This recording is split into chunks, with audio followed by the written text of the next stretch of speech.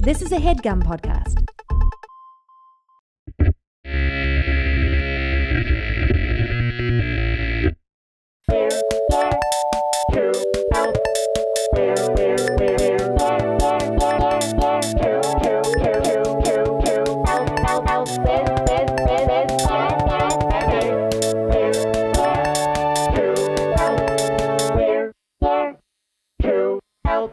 Now, what do you got, Shabana? How do you like working on the pit? I like working on the pit, but are we allowed to promote things that aren't anything to do with our careers? You can do whatever you want. Absolutely. That's exciting. Great. There's this umbrella brand that I'm really looking into right now. Because I find it quite upsetting. Okay, immediately going badly. It's going great. I find the experience of opening an umbrella incredibly fun. It just comes out, whoa, I feel like a god. And then I put it back in. I'm not the strongest person in the world, and it's like a big, a moment to get the umbrella back in there.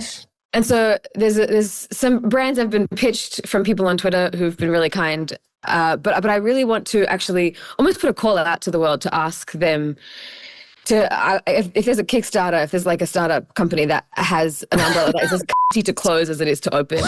I would like to invest. Basically, is what you're looking for is this is a version of Shark Tank. Have you ever seen Shark Tank? I've never seen Shark Tank, but I've heard of it. Wow. You know of Shark Tank. So Gareth and I are in a spinoff version of Shark Tank called We're Here to Help. Yes. You're also a shark. And what we're looking for is umbrella companies. Yes. That we could invest in that are easy to open and easy to close. Yes. And I want to say it's not so much about ease as it is about, it is about ease, but it's also about, I don't know if I can swear, but sure. That's your second. Wait, did you say, you were saying cottage? Yes. Yes. What the hell is cottage with an umbrella? Oh, so because when you open it, you press that button and it goes, and I feel like I'm a Russian spy. I feel like I'm a spy. It's like and I've being just a opened, peacock. Yeah. It's like a big, yes, thank you. And so I want that experience of feeling like a Russian spy when I just close it, It's, Jake, I don't know how you feel. I do feel like this is a fair problem. I don't get it. Well, you feel when you open the umbrella, you feel I've arrived. And then you're kind of this little weirdo like, excuse me while I put my stuff away. Imagine if you had, if you had a ballpoint pen that every time you opened, it was like, but when you closed it, you had to wind it away. I mean. Okay, I do get it. You do get it. Yeah. That's interesting. Now, wait, Shabana, but you've been talking about this online enough where this is a big enough problem where you've really been going through it with this. I have decided I'm not about fame necessarily, but I have a few followers on Twitter and I went, what I can do with this is outsource Google. Yeah. They're like my chat GPT. Instead of using AI, I use people on the internet to be like, if I wanted bread that was good, how do I get that, Yeah, I think we all do that. But we're outsourcing everything. It's the best. But it's also an amazing one to be like, I have a problem. How do I get this umbrella away and I look smooth? But it's interesting, though, because you're totally right. I don't use umbrellas. And part of the reason I don't use umbrellas is the clothes. Wait. Do you mean you exclusively will not use an umbrella? I don't use umbrellas. I mean, that's wild. No. I also avoid umbrellas. Are you short or are you tall? Or maybe this is a triggery question to ask a man. I don't know. No, it isn't. I'm a medium king, 5'10". Medium king. Great. I'm 5'3" and I'm lying about that. And so I'm you're less than 5'3". Yes. Okay. I'm quite short. And my thing is whenever I'm holding an umbrella, I have to hold it up here so that I'm not being an asshole to the people that are 6 feet tall. Right. Otherwise, I'm going straight for the jugular. So you lied about 5'3". What do you walk around at? You 5'1"? My lawyer will be present next time I answer questions about this. Well, guess what? I'm representing 11. I was looking at my casting profiles. I was in a meeting with a casting director the other day, and she showed me my casting profile that my management have organized for me, and they've got my height listed as 5'6". Wow. Wow. By the way, with an umbrella. You know what that is in real life, though? In other Who Cares news, because I'll tell you what, you're just really going against whoever number one on call sheet is, however tall they are.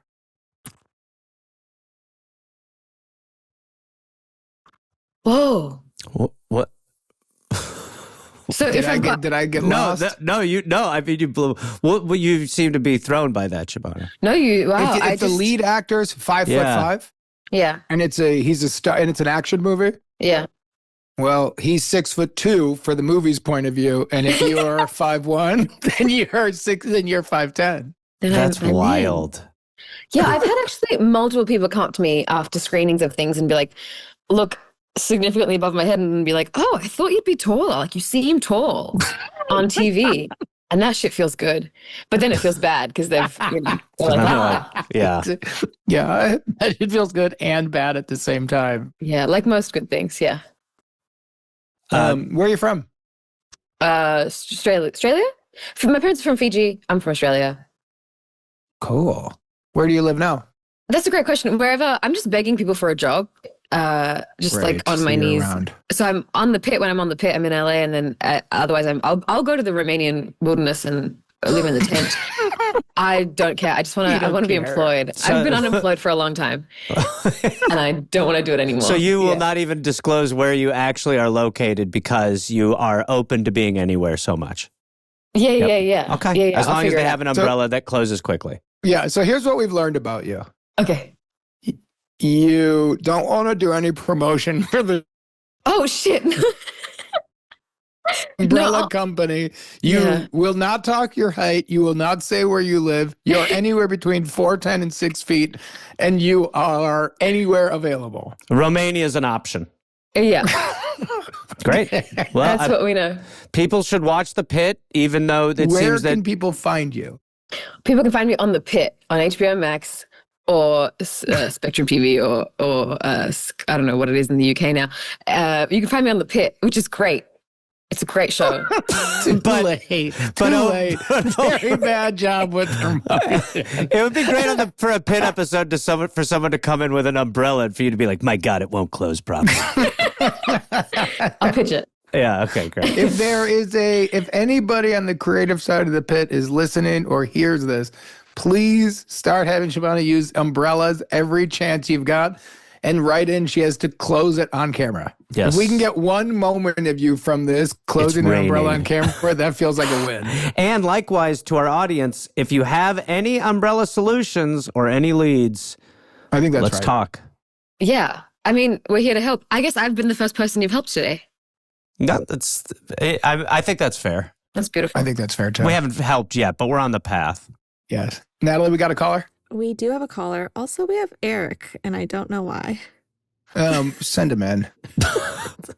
He's just going to join us? How did he get Did you send him the link? I sent him the link. We were going to have him in. We'll just do briefly, he'll join the call for a little bit, and then we'll get rid of him. Hello there. Hello. Hi. Hi. How are you? I'm good. How are you? I'm good, thank you. Can we get your name, please?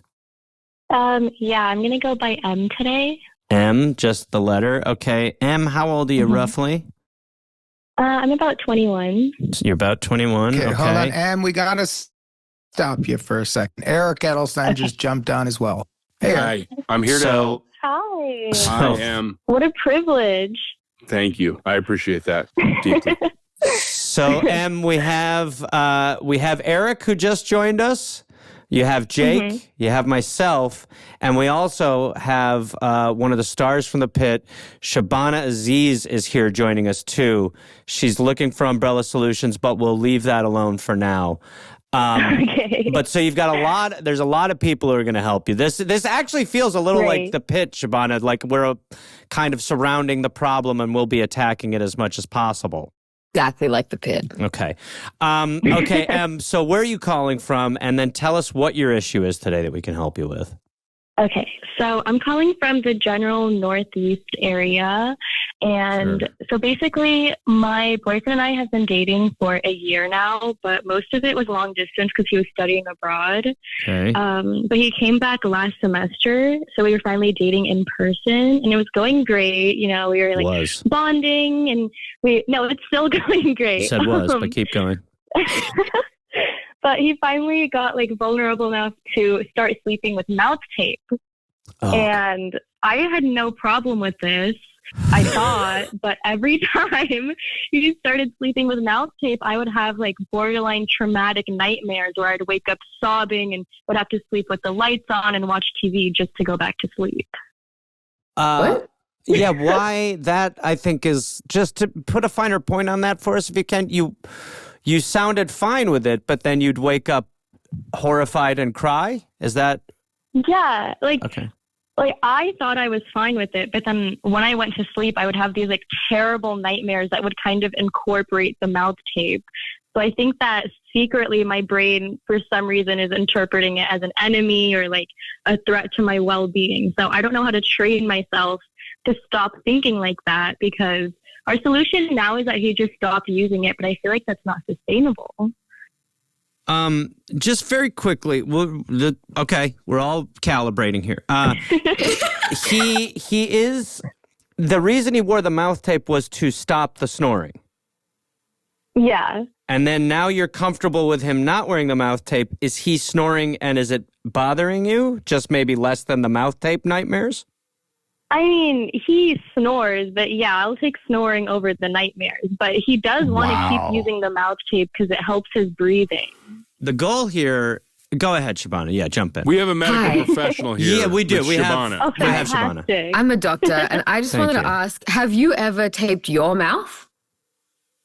I have not, but that is, okay, so just to give some context on the types of dream I have, it is kind of incorporated. So the first dream, both of them have been like a pseudo-reality situation where I can't tell what's real and what's a dream because I'm having a nightmare within a nightmare, essentially, every time he sleeps with mouth tape. Wow. Yeah. Jesus Christ. It's very complex. Do you live together permanently? No, we don't. Do you still have the nightmares when he's wearing the mouth tape in his own house?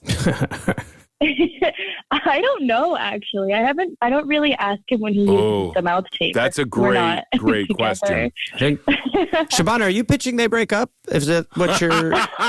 I'm pitching a documentary. This is incredible. I am agreeing to also throw some money at that. Can you tell if other people are wearing mouth tape? Like, would you do an experiment for a week if you gave a random selection of your friends mouth tape, and then every morning, I think Zoe was wearing mouth tape. We're asking a lot of everyone to give everyone mouth tape. Okay. So, Em, let me ask you this. Mm-hmm. The problem we're trying to solve, just bottom line it for us real quick, just so we know we're helping you in the right direction before we start taping the mouths of your friends. Which I'm open to, by the way. Right now, it's the best solution. Absolutely. Of course. Is that what we're going for here? I mean, I'm open, I guess, to asking my friends to tape their mouths, but I think the broader issue, so basically every dream I've had has resulted in it's consisted of some sort of terrifying event. Like the first one, I was being possessed by a demon and I was trying to scream out and wake up because my boyfriend was sleeping in my dream. So something bad would happen to me in my dream that was really scary. And I would try to get help from the dream version of my boyfriend. But it was as if the mouth tape was stitched into my face. Oh. And so every time I tried to scream, my mouth couldn't open and no sound was being produced. So every time he sleeps with mouth tape, I have a nightmare where my mouth is stitched shut and I can't get help. Wow. We have gotten a clear question, basically, right? And the clear question is basically, how do we kind of bridge the gap between keeping him satisfied with his mouth tape and not snoring, which is not giving you a good night's sleep, and how do we find our way to you not having extreme stress nightmares over mouth tape, over him wearing them? Exactly. That's the question. Can I pitch some science? Absolutely. Sure. Yes. I know I already pitched the experiment with the friends, but also what if you went to bed with him and he didn't wear mouth tape and you did? Would you still have... Oh. Brilliant. So I should try the mouth tape? And he doesn't wear mouth tape. Maybe you're becoming sort of codependent in some way and you're like, he's my mouthpiece, we are one. What if you can't talk and he can? I kind of love that. I think we just moved from tiddlywinks to chess. That's quite a leap, Eric. I don't know if we we did it. You know why? Because the good doctor put on her cape. I want to be clear that Shabana is not an actual doctor. She plays a medical student on TV in a hit show. I understand That's the same thing, Gareth. Without question. This is what I would say to you is I like that pitch. We're probably going to have to do a follow-up and find some of the results of what this is. My pitch would be, does he show you that he's putting the mouth tape on before you guys go to bed together? Yeah, I know when he's putting it on. I'm curious if he lets you go to sleep first and he almost doesn't, because I actually go on the road with a guy for stand-up and I share a room and he does the mouth tape. What? It's not great. My life could be better. Are you kidding me, buddy? My career could be better, without question. But what I'm wondering is if you go to bed and he lets you pass out first, then he self-hostages his mouth so that you don't have to see it. Maybe it's since it's out of sight, out of mind sort of thing would be my question. I think that could work. The only concern with that is that whenever he wakes up at night, to get water or something or go to the bathroom, I also wake up a little bit. So what if he's trying to put it on? How is he and getting I wake water up? with mouth tape? I mean, you can take it off. But doesn't it lose its adhesive? For those just listening, Shabbana did do a pretty clear excellent tutorial on removing it. But now, I am looking right now at Psychology Today, and it says recurring bad dreams about your partner. Oh, okay. No, that restraining order went away. Often resolve from underlying anxieties, insecurities, or unresolved issues in the relationship, reflecting your subconscious fears. So, this is new. And I think the suggestion of you putting on mouth tape is world class. I like it too. I think that would start to do it. But I think it's beyond the mouth tape. And it's definitely triggering something that's deeper in the relationship than just mouth tape. But on the surface, for now, without unearthing too many of her inside anxieties, logistics mouth tape, Eric, I also like Shabana's. Do you have any ideas as a snorer, do you have any outside solutions? Eric Edelstein? We're getting close to home here, but I've had this lingering bronchitis and my wife has slept the last few nights in our guest room. And there's also an issue. I'm a sweater. So she has this feather bed, a koyuchi. It's some Japanese linen. We're getting deep here, Shabana. And I can't have that on the bed.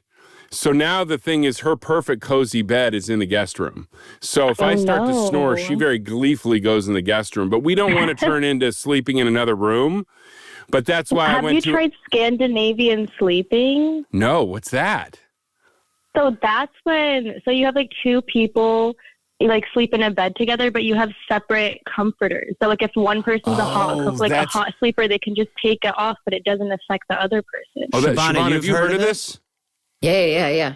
For sure. Thoughts? Pro? Well, I love it conceptually. The only reason I date men is because of their body heat. Because I don't produce my own body heat. And so the Scandinavian situation is sort of antithetical to the reason I would date a man, which is to feel warmth at night. That's really the main reason is for the heat?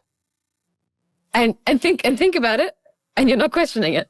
Think about it. No, I honestly as a man, I get it. The number one thing I can actually bring to the world is body warmth. Body heat. I'm cold, period. I'm like a lizard. And so it's really, the Scandinavian thing is not for me, but I think it's for you maybe, Eric. Yeah. Have you tried white noise, Em? For his snoring? Yeah, but I think for him, I don't really care about the snoring. I'm a deep sleeper, but he is really into he likes the mouth tape because of it forces him to breathe through his nose. I'm not pitching he doesn't wear the mouth tape. I'm wondering if that maybe does something to your stress sleep. Maybe it covers the tracks of that a little bit separately. I can try that. I mean, so the second time I had a nightmare, the nightmare was significantly less scary, and it's because we meditated before bed. So I'm wondering if like a soothing situation could be good.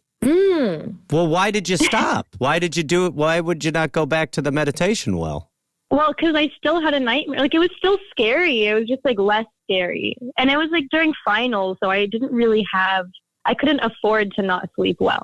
So the solution was just to not use mouth tape. I mean, this was my first pitch, but I don't want to be a parody of myself, and this is my lane. But David Lynch would say, if you do just a little bit of meditation before you go to sleep, there's a very good chance you're not going to think of horrific scenarios of your partner in dreamland.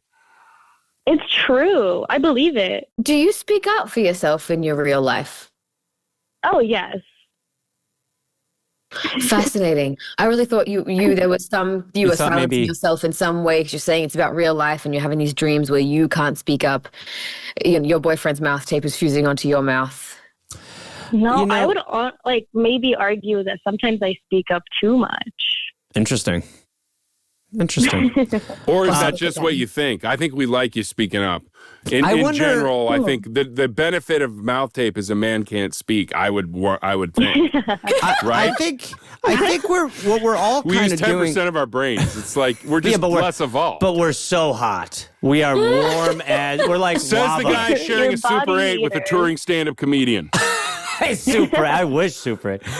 That's the problem, buddy. We're getting to deeper stuff with all of us here. Right now, Shabana seems like the only sane one. I wonder if there's a way to create an even safer environment. And since you feel like if there's a way to safeten up the room for you a little bit, what we're going to honestly have to do, Em, is we're going to have you go off. Have you told him you're calling the show? Is he aware of how much this is affecting you? Probably if you speak up for yourself so much. Okay. Yeah. I think you are going to have to go off in the field and do some of these, Shabana. I have an idea. Let's go, Umbrella. It's not good. I'm going to preface it with that. This is not a None of them are. That's okay. But have you seen those videos of people talking with their mouth closed? Talking like this, and like just talk. No. You've seen that. Why don't you learn that language, babe? Oh.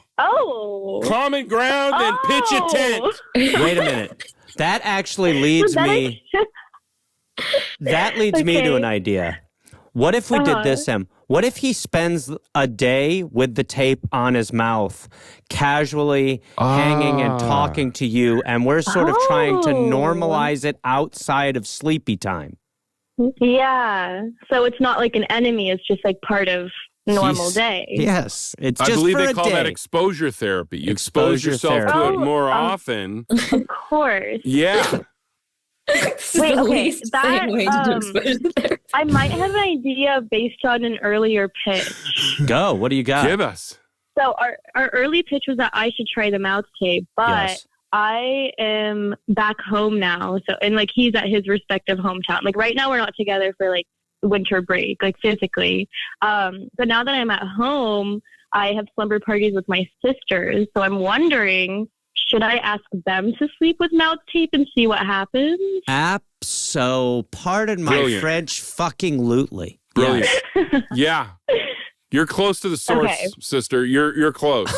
The meditating, this idea, I think we're really coming on to something here. Shabana, this was kind of your idea. Will you co-sign this as our first port of call? Yeah, co-signed.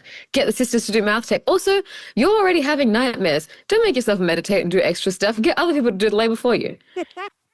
So, okay, there's a the doctor knows. The siblings are for. All right. You're good, kid. So, all right, and here's where we're at. Our first thing you're going to do is you're going to go to wherever the hell they sell mouth tape, a CVS or something like that. You're going to get it. You're going to present it to your siblings. You're going to tell them that probably tonight they need to put mouth tape on for your adult slumber party. We'll find out the results of that. Maybe if you could, maybe keep a little bit of a tracking journal for us so you know, and that when you come back for a follow-up, we know what's the leader. Then when you and your boyfriend get back in person together, let's try a night of you maybe putting on the mouth tape. Let's try maybe him putting on the mouth tape before dinner for an evening. You watch a movie. Like Shabana said, he learns to speak through his tape like someone who's been thrown in the back of a van without his permission. Then we will also maybe do a version where he doesn't tell you that he's putting on mouth tape. He lets you pass out first. He puts on the mouth tape after you're asleep. I think that's pretty much it. It's obviously for her to do. I could see us doing this in 14 days. We could come back with solid. I'm serious. Let's set a deadline for this. When can you get back in touch with us and we can find out the results of your weird sleep tape study? Okay, so I am at home until January 13th. So I won't see him until like the 13th or 14th. Yeah, it'll be a while. What do we want to say? We want to say maybe 5 weeks. You check back in, Shabana. I can give her a season. Let's give her give her like a quarter. What do you want to talk? Yes. You're talking leaves off trees? Give her a quarter because you've got a lot of science to do. You've got like white noise machines to buy. I don't know financially what the situation is, but there's a lot of investment. We don't get involved in that part. We pretend everyone's rich. No, I'm kidding. Okay. And separately with this, I do think, Eric, I think you should start wearing mouth tape. Should I? I will do it because I view you as a doctor. And this is what I'm prescribing. And I also think that it's interesting because you've got quite a bit of facial hair, and I'm interested to see if it sticks. Well, how do you feel? Do you feel like you've got all the walking orders or the sleeping orders as they were for you to go off, and once the seasons change, check back in? Shabbana, maybe you can join us for that so we can really, see where we're at. Because honestly, this is not something you can go off and accomplish now or even in the next couple weeks. Do you feel comfortable going and trying all these, or maybe seeing if a combination of these gets you back on track? Yeah, I think this is a great plan. Just as of now, we've just been doing nothing. So, and then I think worst case, I think what Shabana said, which is break up with him. I mean, I think that is again our worst case. Men are really only there for their body heat anyway. I think Shabana's stumbled onto that. There's a lot of heat to be found somewhere else and not have nightmares, right? Yeah. Central heating. I suppose. I think maybe he provides a little bit more than body heat. So good. I'll keep him around. I'm concerned maybe I don't. I know Gareth doesn't. That's probably why he's subliminally sharing a hotel room with another touring stand-up comic. I run which cold, we're going to discuss after you hang up. Don't you worry, Gareth. No. We're cutting it out of the episode and the conversation. We're not cutting 100%. Any of this out, buddy. 100%. Well, Em, that's what you got to do. So let us know. And we'll talk to you once the flowers start to bloom. Perfect. Sounds good. All right, Em. Go get them. Thank honor you. To meet you, Have Em. a good one. Yeah. Good luck, Em. Thank you. Em, it was an honor. Me as well. Watch the pit. Em, do you have any umbrella-ish? When you open an umbrella and you close it, do you ever close the umbrella and have an issue with how it closes? Yeah. I'm not really well-versed in umbrellas because I was born and raised in the desert. So I only just got an umbrella for the first time like 2 years ago. Interesting. All right. Well, listen, we're out there. We're trying to find some stuff. It's a separate sort of thing. All right, Em, go get them. Yay, science. Thanks, Em. Thank you. Go get Em. Bye. Now, I'll tell you what's terrifying for me is when I go to New York and it's raining and everybody has umbrellas because I'm a tall gentleman and she was just talking about this. The points of those umbrellas are all going She's the one doing that to you. Oh, well. Shabana might be under 5 feet. We're not 100%. I'm not built for this world. It's one of those things you do not think about. Jake Johnson is back. Jake, we just had an incredible phone call, but we have an even bigger issue that I really want to bring you in on now. During umbrellas. The call, Gareth, beyond umbrellas, during the call, Gareth just casually threw out that he knows this. He shares a hotel room with the stand-up comic that's opening for him. This kid is sitting at his house. He just taped a special. Cut that out. Their hotel rooms have never been cheaper. There is a deeper issue if you are sharing a hotel room with another man. Shabana, please help us out. I actually think I kind of really respect what you're doing, Gareth. Thank you, Shabana. I think inconvenience is the price you pay for community. And I think this guy wants to be friends with some funny people. He's literally going, he's doing his tour. He's finding people he thinks are funny. And he's going, gonna put them in the same room as me. We can hang out all day, every day, slumber party with a funny person. I don't know. I mean, I've never been on tour. Actually, I used to do comedy. That changed. I completely forgot about that. Yeah, I did. Wow, yeah. Sorry about that. So there it is. It's amazing you forgot about that. How long did you do stand-up tour? Oh my God, I can't believe I totally blanked on this. I did musical comedy by accident with a friend who wanted to do musical comedy, and she signed me up for a competition as a duo. And I went to her house and I was like, to pick her up to take her to a movie. And she was like, hey, do you sing? And I was like, yeah. And she was like, great. We're competing in a comedy competition on Thursday. It was Monday. We've never done comedy before, either of us. And then we got to States. And then we just kept getting asked to do stuff. So it just got out of hand. And then we'd do like a run on Fringe, and then we'd win an award. So we had to tour it somewhere else. You just, wait. That's where classy stand-ups go, Gareth. I've heard of it. It's yeah. I don't know. I totally forgot I did comedy. Wow, sorry. I need to talk about my therapist. I need to talk to my therapist about that. This is not about. We're going to start encouraging that more on this show. It's a good thing. Sorry, continue. Let's bully Gareth. Hey, Shabana, how did you get started? What were you doing before comedy? Well, I was acting. So, what's your origin story? How did you get into this? How did you get into doing Fringes? How did it all start? Do you have Fringe here? Do you have Fringe? We do. Yeah, I did all the Fringe festivals. Yeah. I used to do a 2-person comedy show. We did all the Fringes in the States. I loved them. Oh, wait. Yeah, so I guess we're the same. But I started because I didn't get into drama school because my parents wouldn't let me be an actor. They were like, that's crazy. We're immigrants. You're being crazy. And they were right. Because you don't make money as an actor. Or I didn't for sure for a minute. And then I was allowed to do one drama school audition in my life, and then they were like, and after this audition, we don't want to hear about it ever. If you don't get in, we never want to hear about acting ever again. I crashed my car on the way to the audition, had the worst audition of my life, did not get into drama school. And then I was like, well, that was the deal. I'll just shut up about it now forever. And then a few years later, I was doing like an arts media degree, which is actually the perfect training ground, I think, for an actor, because I'm not from LA. I have no connections. So I think as an actor, instead of learning how to act, you need to learn how to be unemployed. And an arts degree is actually the perfect way to learn that. I'm so good at being unemployed. No issues with that. So I did that. And then, I was working at an office, and my boss, who was a producer of films, said, what do you actually want to do? Because this is not what you're passionate about. And I was like, I'd love to act. And within an hour, she got me an audition, and I booked it. And it was What was that first job you booked? It was a short film that the place I was working was producing, because we were like an emerging filmmakers hub. And I played a cat that got turned into a human.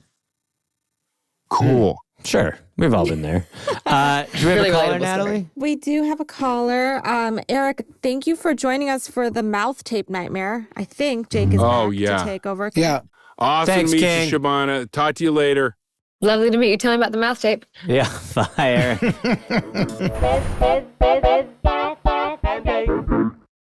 Hello. Hi. Hi. Welcome to the show. Can we get your name, please? Yeah, my name is Honora. What's your name again?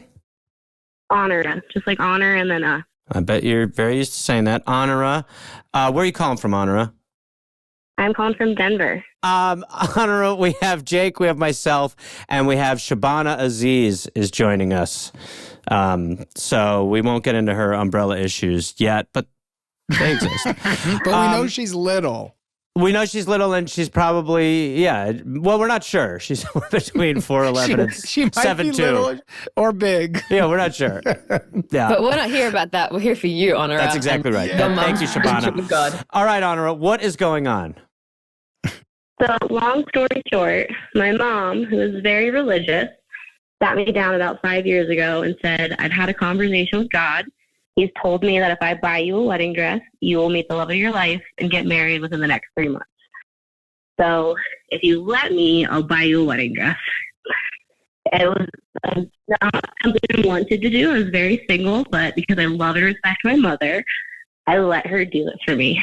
3 months went and came, did not meet the love of my life, did not get married. And now it's been 5 years, and I just have a wedding dress sitting in my closet. Shabana, this shocked you, obviously. I love Oh, God, this. we're seeing it. Oh, my God, it's the dress. Wow. Wow. I don't know if I'm comfortable explaining a wedding dress. It looks okay, there you are in the wedding dress. So you put beautiful dress. Beautiful. Yeah. You look good in it, too. It works. It was a $3,000 dress, and I feel like it is going to waste. Wow. Honora, it's not going to waste. We're having a great time. A little bit if it's just sitting in a corner. We'll see. We'll see. So what is the question we can help you with today? My question is, what do you think I can do with my wedding dress? I would love to have a reason to wear it or showcase it, or I don't know. I'm tired of staring at it and having it daunting me and reminding me that I've disappointed not only my mother but also God. God. Well, I think God's okay with it. Go ahead, Shabana. Are you yourself religious, Honora? Yeah, I believe in God. I would say spiritual. Spiritual. Are you... Oh, go ahead. Well, I was going to say what you should do is if your mom is disappointed and you're not disappointed, because that's crazy. You weren't going to meet the love of your life in 3 months after getting a wedding dress. Are you God, Shabana? Once again, my lawyer is not present. I want to be answering questions. You're quite tiny for God if you're God, by the way. Who's to say? You know what I look like. Fair. But wouldn't it be great if you got her to like set you up with a bunch of people and then you showed up to each date in that wedding dress? Like, wouldn't that be so fun? That's you could do a lot of shenanigans.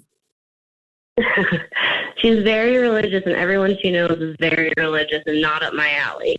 Okay. So that's not an option. But do you feel like you have to preserve the wedding dress? Like, are you okay if we pitch, going out, just hanging out in it? Is that an option, or are you trying to find something you can do with it that's not as sociable?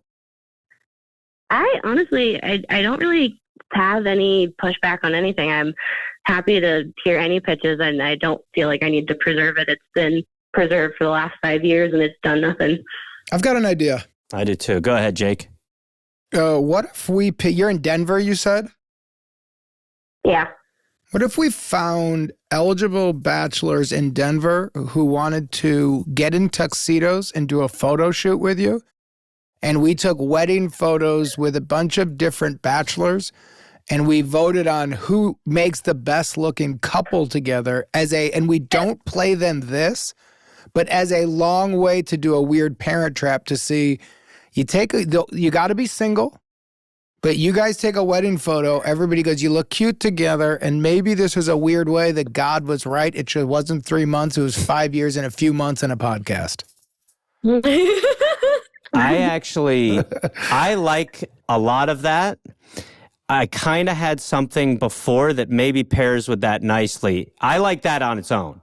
What do you got there, Gareth? Well, there is a unique opportunity if you have a wedding dress, like people recognize you're in the middle of something big. If we did what Jake said, and let's say we pair you up with someone else in a tuxedo who's down for this, you could probably go out and have a very cheap/free experience in Denver or adjacent areas by people thinking that you and someone else, everyone wants to buy you a drink, everyone wants to give you things. You might be able to go out there and montage it up pretty big if we set you up with someone in a tuxedo and it's like you guys just got married and are out having an experience, I love it. I want a fake wedding. Yeah, Shabana, what are you thinking? None of these options work if you're normal. That's an alt title for the show, to be honest with you, Shabana. That is an alt title for everything. That's merch. None of these ideas work if you're normal. We're here to help. So I guess the question is, are you normal, or would you do any of those things? I think I have a wedding dress and have been single for 5 years, never engaged. I'm a little weird. You know what I'm thinking you could also do? Throw the wedding dress on, do the makeup, do the raccoon eyes with your mascara, and go into places like you just got stood up. Because I'll tell you what's going to happen is somebody's going to go, You what? And you're going to go, I got stood up on my wedding night. And they're going to go, let me buy you dinner.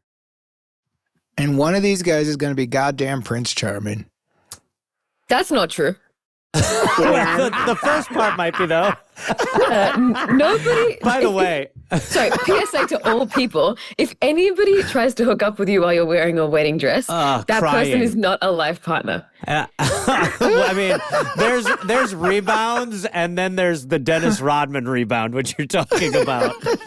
How are you? That's true. May I buy you some pasta? If someone tries to hook up with you while you're wearing a wedding dress, I heard you had a bad day. A life partner. I heard you had a bad day. Honora, let me ask you a question. What are you looking for? Just how to get rid of the dress? Are we giving up on God being right and finding you a partner? Because we could figure out something fun to do with the dress, but what is the want behind the want on this question? You know, I think I want to change my point of view on it. I want it to be something that, brings me joy every time I see it instead of daunts me.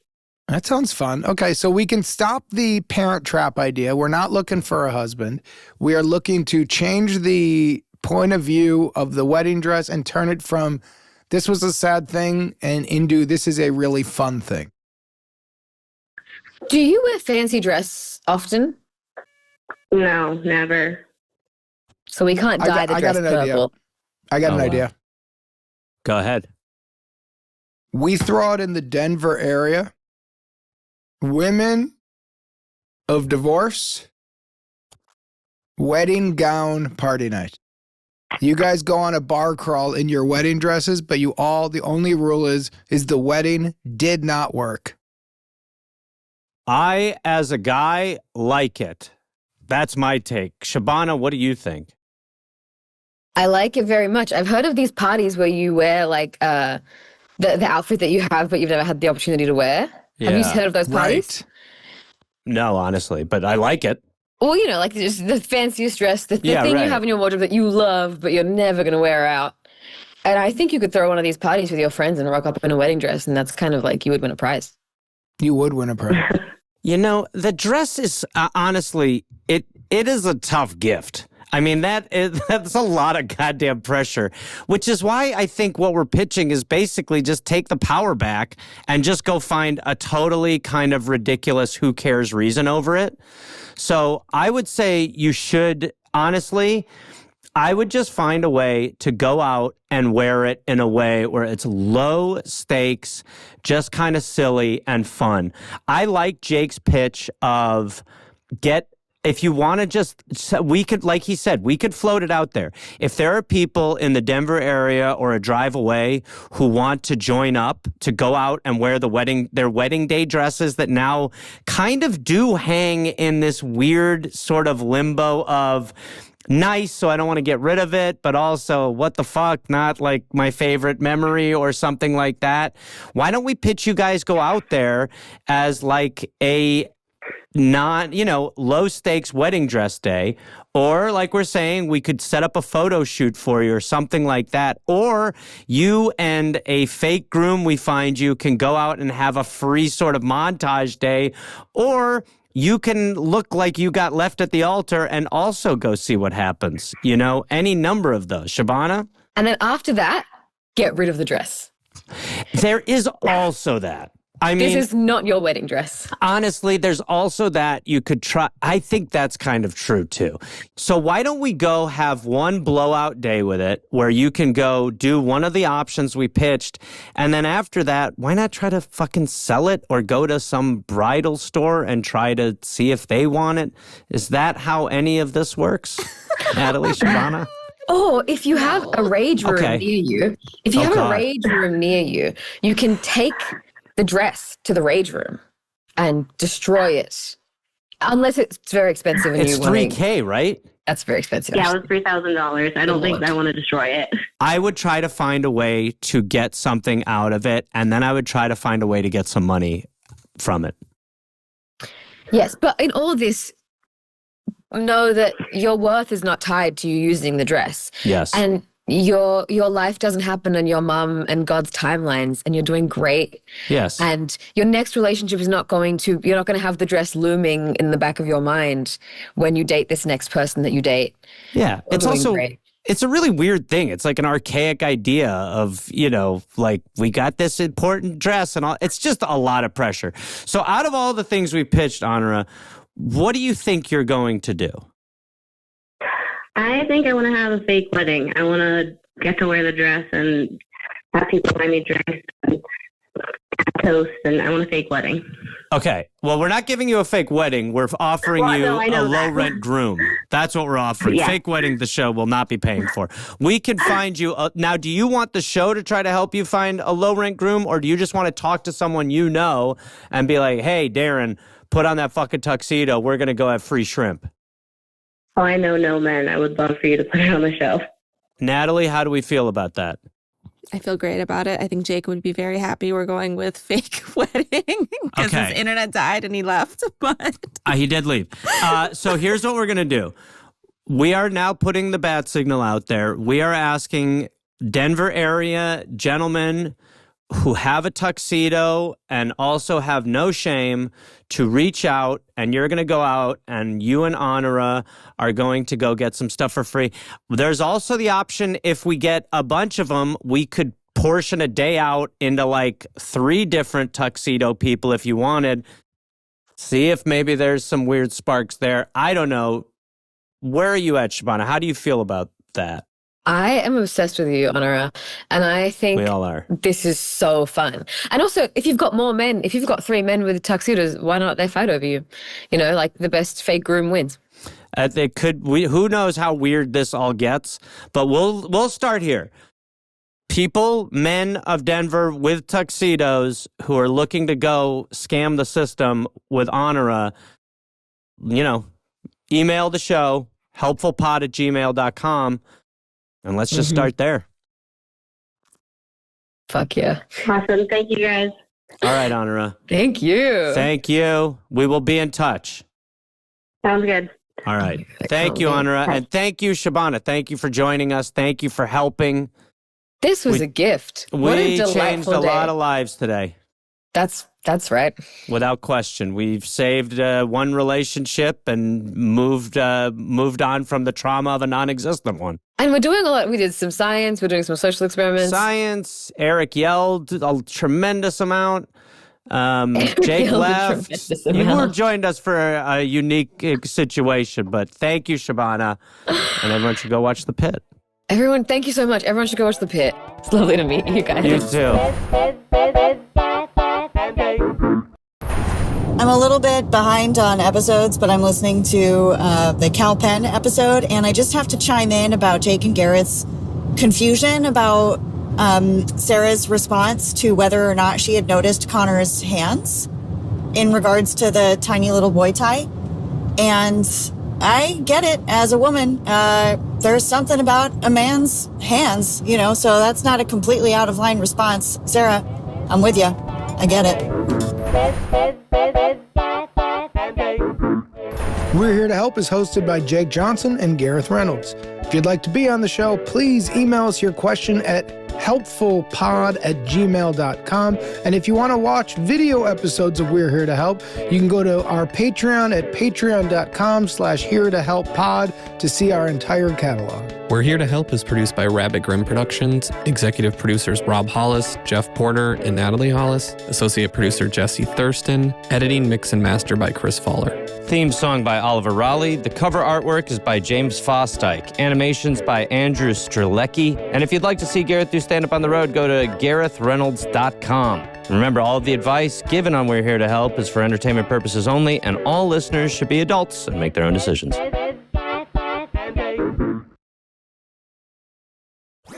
That was a HeadGum podcast.